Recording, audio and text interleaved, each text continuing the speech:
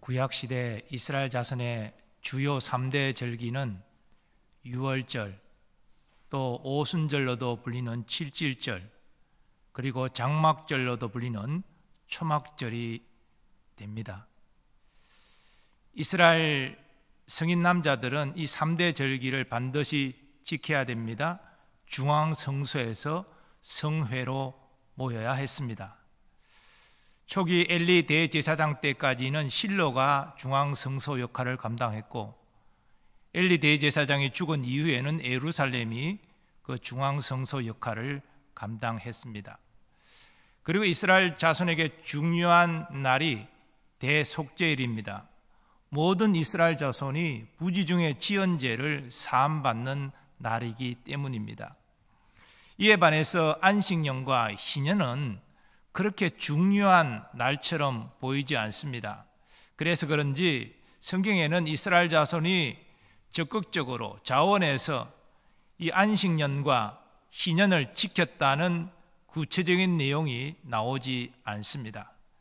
그러나 안식년도 희년도 하나님이 지키라고 이스라엘 자손에게 주신 것입니다.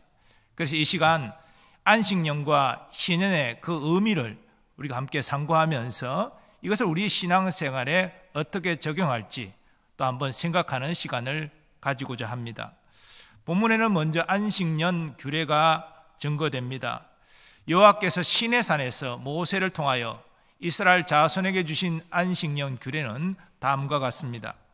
이스라엘 자손에게 말하여 이르라. 너희는 내가 너희에게 주는 땅에 들어간 후에 그 땅으로 여호와 앞에 안식하게 하라. 너는 6년 동안에 그 밭에 파종하며 6년 동안 그 포도원을 가꾸어 그 소출을 거둘 것이나 7째 해에는 그 땅에 쉬어 안식하게 할지니 여호와께 대한 안식이라. 너는 그 밭에 파종하거나 포도원을 가꾸지 말며 네가 거둔 후에 자라난 것을 거두지 말고 가꾸지 아니한 포도나무가 맺은 열매를 거두지 말라. 이는 땅의 안식년임이니라. 내용에서 확인할 수 있다시피 안식년 규례는 이스라엘 자손이 가나안 땅에 들어간 이후에 지킬 규례입니다. 바로 안식년이 땅과 관련된 규례이기 때문입니다. 하나님은 이스라엘 자손에게 6년 동안 파종하고 포도원을 가꾸어 소출을 거둘 것이나 7째 해에는 파종하지도 말고 포도원을 가꾸지도 말고 그 땅을 안식하게 하라 말씀하십니다. 이러한 안식년 규례는 분명히 이스라엘 자손에게 부담되는 내용입니다. 한 해 동안 농사를 짓지 말라. 아니 그러면 우리가 무엇을 먹고 살 것인가? 이런 염려가 들어올 수밖에 없습니다.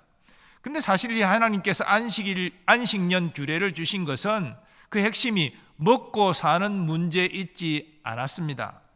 더 중요한 영적인 문제가 있습니다. 이스라엘 자손은 안식년 규례를 통해서 이 가나안 땅의 주인이 누구이신지를 인식해야 했습니다. 바로 하나님이 이 가나안 땅의 주인이시라는 것입니다. 이스라엘 자손은 이 하나님의 소유지에 단지 자신들이 생존할 동안 기거할 수 있는 그러한 허락을 받았을 뿐입니다. 그러므로 이스라엘 자손은 그 땅의 주인 되신 여호와 하나님의 명령대로 6년 동안은 열심히 농사를 짓지만 7째 안식년에는 일을 쉬고 그 땅을 안식하게 해야 했습니다. 그리고 여호와의 규례에 순종할 때에 여호와께서 그들에게 먹을 것을 공급해 주실 것을 또한 기대해야 했습니다. 그리고 안식년 동안 농사를 짓지 않는 것이 그들에게 문제가 있는 그런 결과를 초래하는 것도 아니었습니다. 왜냐하면 계속해서 땅을 경작하는 것보다 매 7년째 되는 해에 그 경작하지 않고 안식하게 함으로 그 토지를 더욱더 비옥하게 해서 그 다음 해부터 또 6년 동안 더 풍성한 수확을 거둘 수 있게 하기 때문입니다. 이러한 것들은 과학적으로도 입증된 사실입니다. 하나님은 안식년에 저절로 난 곡물을 거두지 말고 가꾸지 아니한 포도 열매도 수확하지 말라 말씀하십니다. 그래서 안식년의 자연적 소출은 모든 이들의 공동 소유가 되었는데 특히 가난한 자들의 몫이 되었습니다. 이렇게 하나님은 안식년 규례를 통해서 그 땅을 안식할 뿐 아니라 그 땅에 자연적으로 소출이 일어난 것을 가난한 자들이 나눔으로 말미암아 이웃과 더불어 살아가는 덕을 베풀라, 이것을 교훈하고 계신 것입니다. 또한 안식년의 소출은 짐승들을 위한 것이기도 했습니다. 하나님은 안식년 규례를 통해서 가나안 땅은 사람들만을 위한 것이 아니라 짐승들을 또한 위한 것이다 라고 말씀하고 계신 것입니다. 6절과 7절에 이 가난한 자와 짐승들을 위한 하나님의 배려가 잘 증거됩니다. 안식년의 소출은 너희가 먹을 것이니 너와 내 남종과 내 여종과 내 품꾼과 너와 함께 거류하는 자들과 내 가축과 내 땅에 있는 들짐승들이 다 그 소출로 먹을 것을 삼을지니라. 그런데 하나님께서 이스라엘 자손에게 이 안식년 규례를 주신 더 중요한 이유가 있습니다. 그것은 이스라엘 자손이 1년 동안 농사를 짓지 않고 쉬면서 영적 훈련에 열심을 내라는 것입니다. 우리는 그러한 사실을 신명기 31장 10절 이하에서 확인할 수 있습니다. 모세가 그들에게 명령하여 이르기를 매 7년 끝해 곧 면제년의 초막절에 온 이스라엘이 내 하나님 여호와 앞 그가 택하신 곳에 모일 때에 이 율법을 낭독하여 온 이스라엘에게 듣게 할지니 곧 백성의 남녀와 어린이와 내 성읍 안에 거류하는 타국인을 모으고 그들에게 듣고 배우고 내 하나님 여호와를 경외하며 이 율법의 모든 말씀을 지켜 행하게 하고 또 너희가 요단을 건너가서 차지할 땅에 거주할 동안에 이 말씀을 알지 못하는 그들의 자녀에게 듣고 내 하나님 여호와 경외하기를 배우게 할지니라. 여기 7년 끝에 면제년의 초막절, 이것은 안식년을 의미합니다. 안식년에 뭘 하라고요? 율법을 듣고 배우고 익혀서 여호와를 경외하며 그 말씀에 순종하라. 그리고 자녀들에게 이 율법의 말씀을 가르치라. 이렇게 명령하고 있습니다. 그러므로 참된 안식은 단지 일을 멈추고 쉬는 것이 전부가 아닙니다. 일을 멈추고 육신적으로 쉬는 것도 물론 필요하지만 더불어서 영적으로 하나님과 교통하라는 것입니다. 안식일이 그러합니다. 우리는 6일 동안 열심히 일하고 7일째 안식일에 모든 일을 멈추고 육신적인 쉼을 갖게 되지요. 하지만 안식일 규례를 보면 안식일에 하나님께 예배하라고 명하고 있습니다. 하나님과의 깊은 교제를 이루라는 것입니다. 안식년도 마찬가지입니다. 6년 동안 열심히 일하고 이제 안식년이 되면 1년 동안 일을 거치고 쉬게 되지만 그 1년 동안 그냥 쉬기만 하라, 이게 아닙니다. 율법을 평소에 가까이 하지 못했던 율법을 묵상하고 여호와를 경외하며 그 말씀에 순종하는, 그래서 주님과 더 깊은 영적 교제를 나누는 시간으로 삼으라는 것입니다. 이렇게 우리의 안식은 하나님 안에서 우리의 영육의 평안과 기쁨을 경험할 때 진정한 안식을 누릴 수 있다는 것입니다. 그리고 이러한 참된 안식을 통하여 영육간 힘을 얻고 다시 이 세상에서 힘있게 주의 영광을 위하여 살아갈 수 있다는 것입니다. 더불어 우리는 이 안식일 규례를 통해서 우리의 영원한 안식의 날을 생각해야 합니다. 바로 하나님 나라에서 우리가 언젠가 누리게 될 그 복된 안식입니다. 그런데 이 복된 안식을 누리려면 우리가 이 안식에 들어가기 전까지 이 땅에서 최선을 다하여 하나님의 자녀답게 살아야 합니다. 하나님의 영광을 위하여 헌신해야 합니다. 이스라엘 자손이 1년의 안식을 누리기 위해서 6년 동안 열심히 파종하고 포도원을 가꾼 것처럼 우리도 이 땅에서 열심히 생활하고 주의 영광을 위하여 헌신해야 한다는 것입니다. 신약의 달란트 비유를 보면 5달란트, 2달란트 주인에게 받은 종은 열심히 일해서 그 받은 달란트만큼 이문을 남겨서 주인에게 돌려주었습니다. 그럴 때 착하고 충성된 종이라 칭찬 듣고 주인의 즐거움에 참여할 수 있었습니다. 그런데 한 달란트 받은 종은 주인이 엄한 사람이라 생각하고 내가 이거 장사하고 투자하다가 이거 원금까지 잃어버리면 나는 큰 문책을 당할 것이다 두려워서 땅에 감추어 두었다가 주인이 돌아왔을 때 한 달란트를 그대로 주인에게 돌려주었습니다. 당신이 준 것이니 그대로 받으십시오. 그리고 자기가 할 도리를 다 했다고 생각했습니다. 그러나 그는 악하고 게으른 종이라 책망받고 주인의 즐거움에 참여할 수 없었습니다. 이것이 무엇을 의미합니까?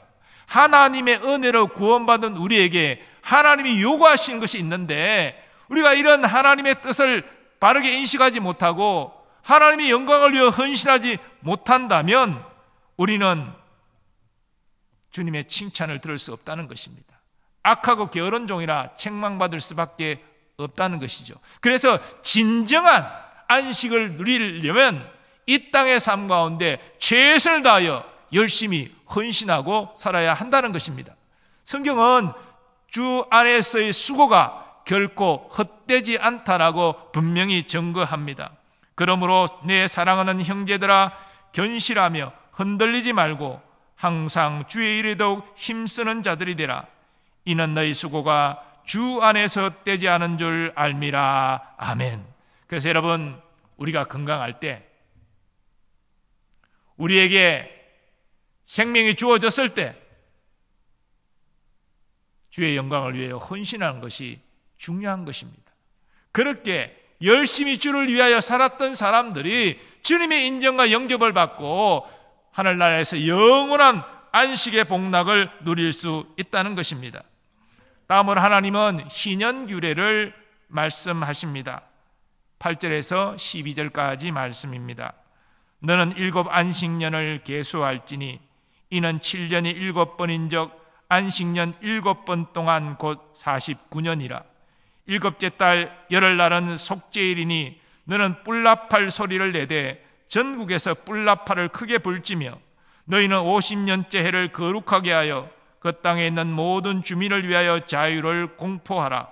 이 해는 너희에게 희년이니 너희는 각각 자기의 소유지로 돌아가며 각각 자기의 가족에게로 돌아갈지며 이 50년째 해는 너희의 희년이니 너희는 파종하지 말며 스스로 난 것을 거두지 말며 가꾸지 아니한 포도를 거두지 말라.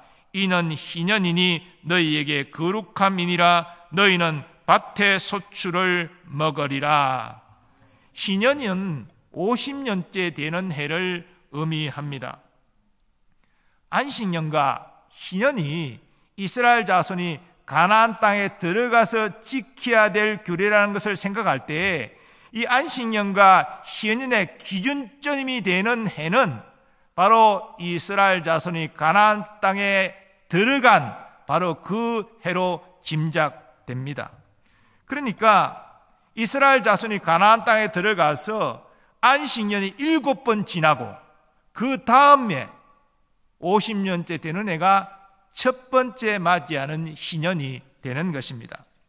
그런데 여기에서 우리가 주의해야 될 것이 있는데 이스라엘 자손에게 한 해의 시작은 우리가 쓰는 양력 1월이 아니고 유대력으로 7월입니다.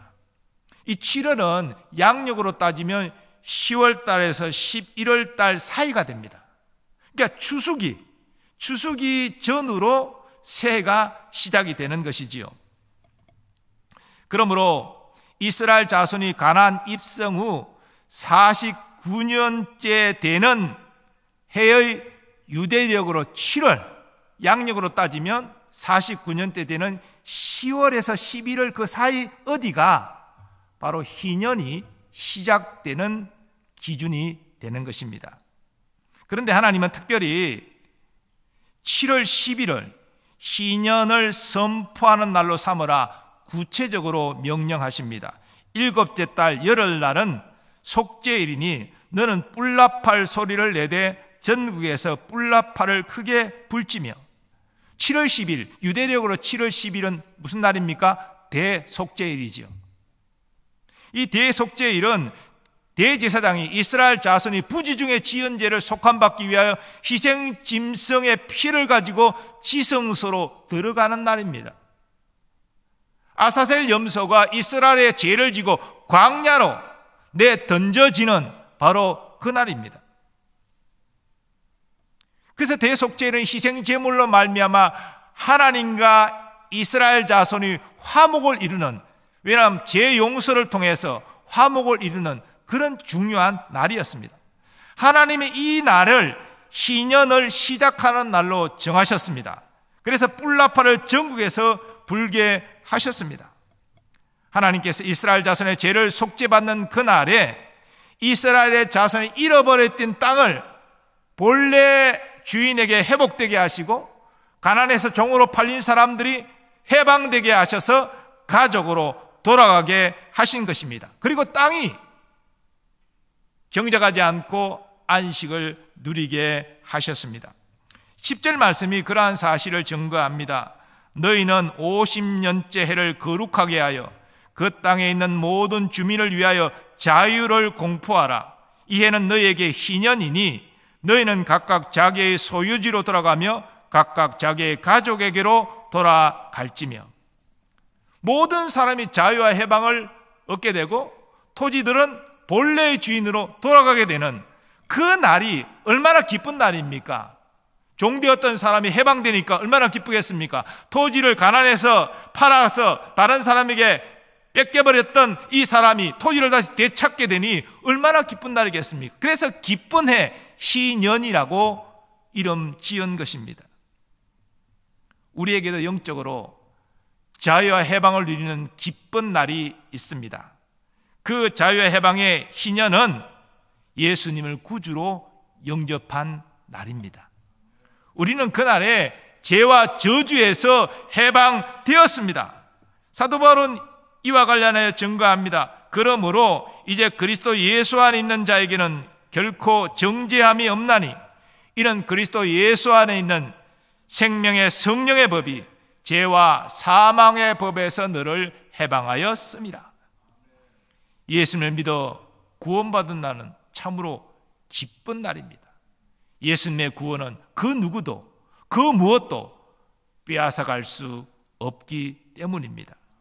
그래서 우리는 이렇게 찬양합니다. 기쁜 날 기쁜 날 주 나의 죄 다 씻은 날 늘 깨어서 기도하고 늘 기쁘게 살아가리.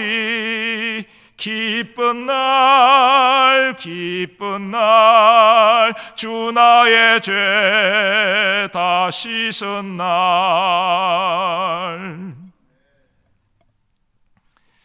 그러나 여러분, 우리가 이렇게 그리스도 안에서 제사함 받고 영원한 생명을 얻었다 할지라도 우리는 진정한 자유와 해방을 아직은 누리지 못하고 있습니다. 우리는 아직도 제 유혹에 넘어지는 우리를 보게 됩니다.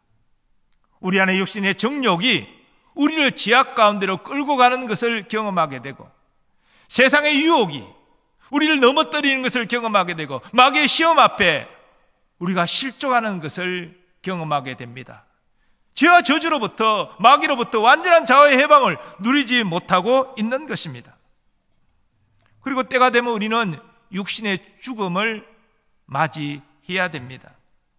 그러나 희년처럼 하늘로부터 나팔 소리가 들리고 우리 주 예수님 재림하시면 우리의 몸은 신령한 몸으로 변화되어집니다. 죄와 죽음과 사탄이 사라진 새하늘과 새 땅에서 완전한 자유와 해방을 누리게 될 것입니다.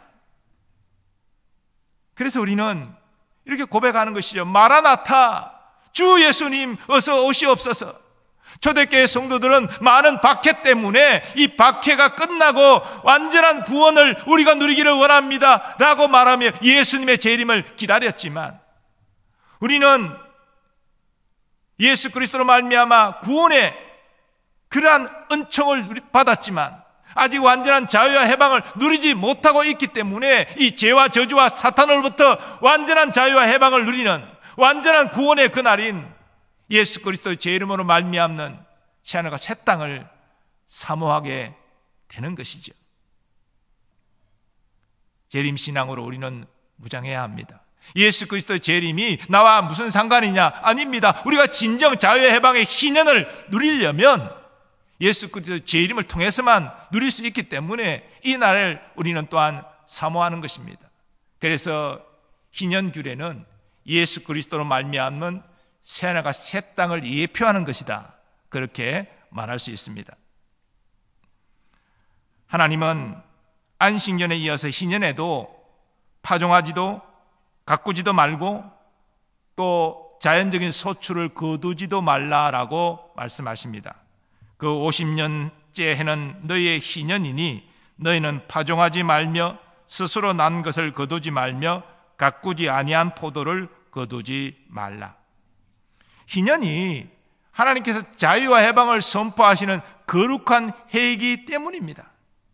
그러므로 희년에도 스스로 자라난 열매는 공동의 소유가 되었습니다. 그래서 특별히 가난한 자들이 먹을 수 있는 양식이 되었고 또 짐승들도 먹을 수 있는 양식이 되었습니다. 사실 우리가 천국 가면 먹고 살기 위하여 일할 필요는 없을 것입니다. 의식주를 위하여 고민할 필요도 없을 것입니다. 하나님께서 우리에게 필요한 모든 것들을 공급하여 주실 것입니다. 마치 희년에 가난한 자와 짐승을 위하여 모든 자연 소출을 하나님이 허락하여 주신 것처럼 우리도 하나님이 공급해 주시는 것으로 완전한 만족을 누리게 될 것입니다.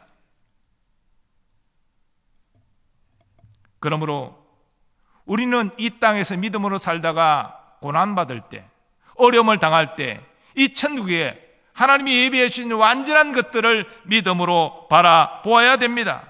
즉 천국의 삶은 우리에게 진정한 희년이 된다는 것입니다. 그러므로 이 하나님이 약속하신 것을 의심치 말고 영원한 안식을 소망하며 믿음으로 승리하는 여러분 되시기를 주님의 이름으로 축원합니다. 14절 이하 말씀은 희년과 관련하여 토지를 사고 파는 것과 관련된 말씀입니다.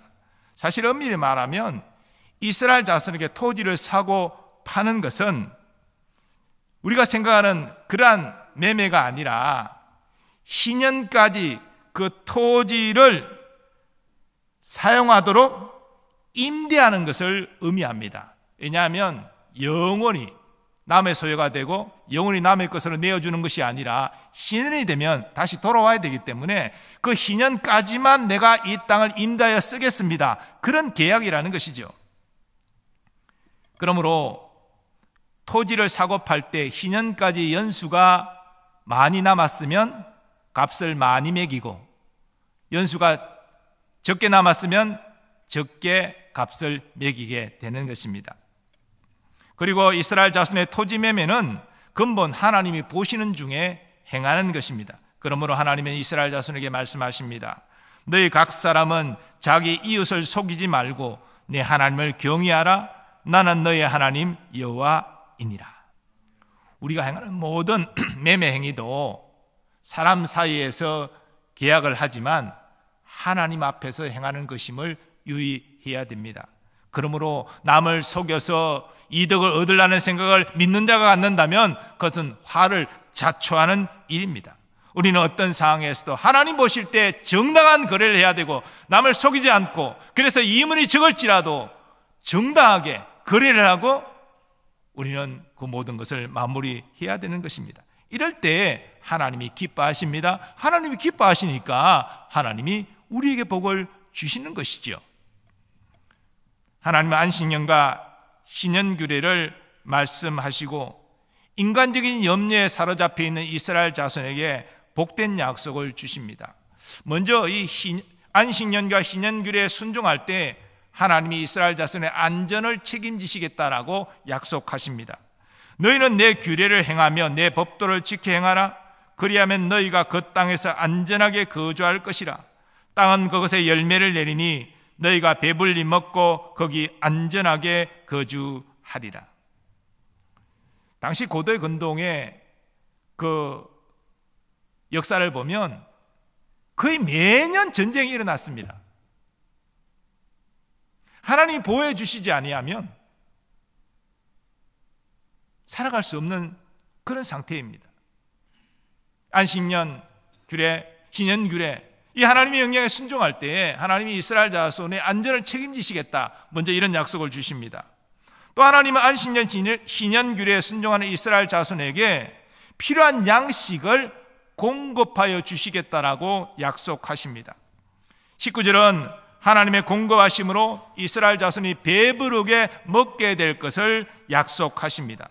특별히 안식년과 희년이 겹치는 때, 즉 가나안 입성 후 49년째, 50년째, 그러면은 안식년과 희년이 겹치지 않습니까? 2년 동안 경작을 하면 안 됩니다. 농사 지으면 안 됩니다.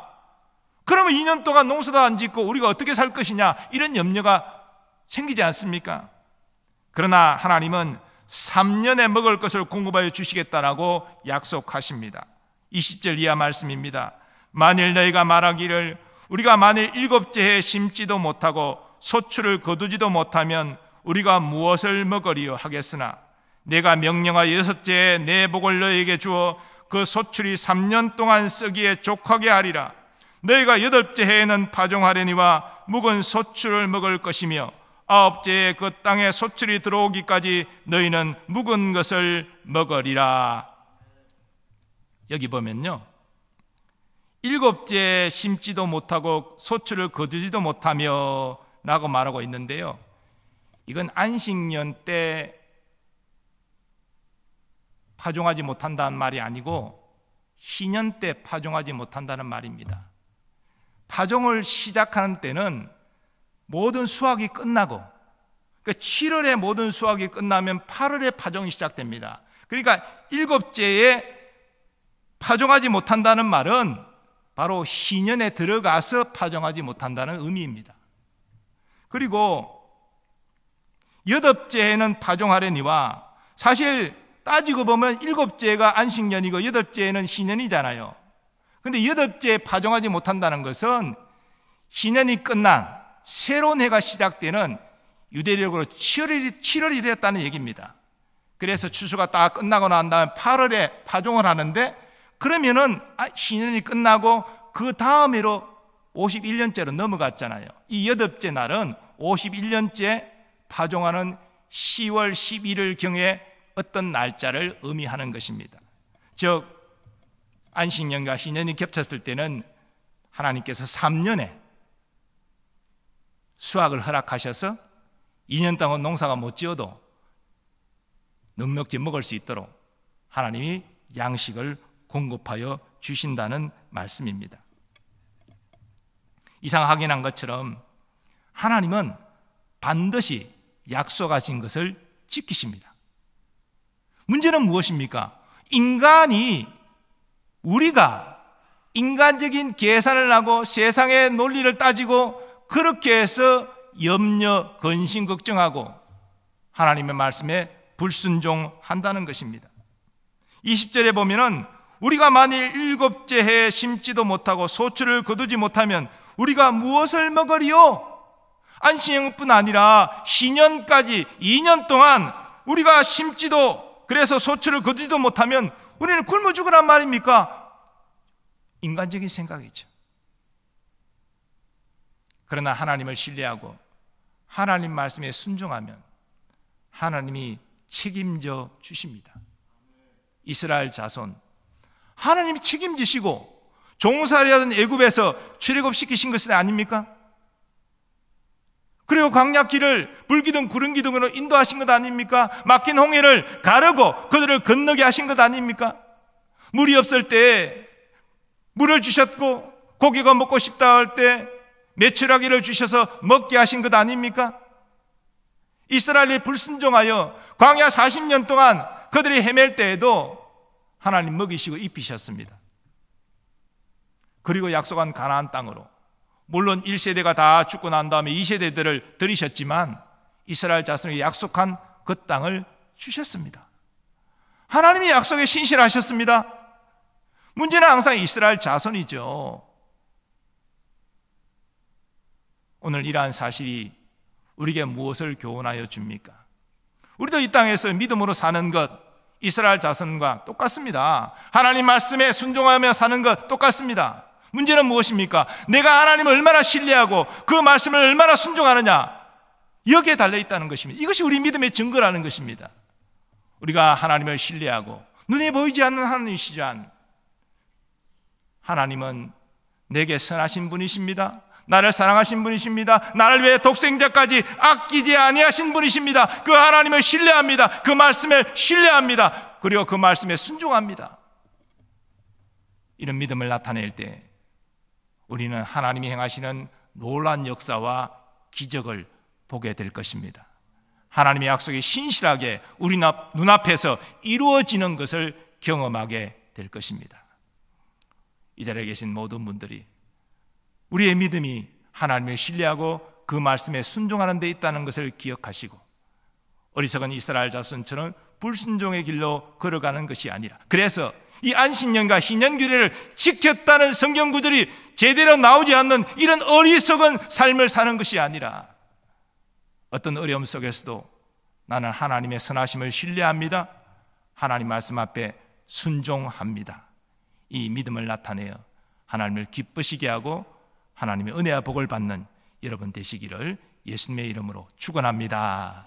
아버지 하나님, 안식년, 희년 규례를 통하여서 하나님은 하나님을 신뢰하고 순종하는 이스라엘 자손 보기를 원하셨지만 저들은 불순종하여 성경에 안식년과 희년을 지켰다는 말씀이 전혀 나오지 않습니다. 이것이 우리에게 큰 도전이 됩니다. 하나님을 신뢰하고 어떤 상황 가운데서도 하나님 말씀에 순종함으로 하나님의 약속이 실현되는 것을 보는 우리가 되게 하여 주옵소서. 예수님의 존귀하신 이름으로 기원하옵나이다. 아멘.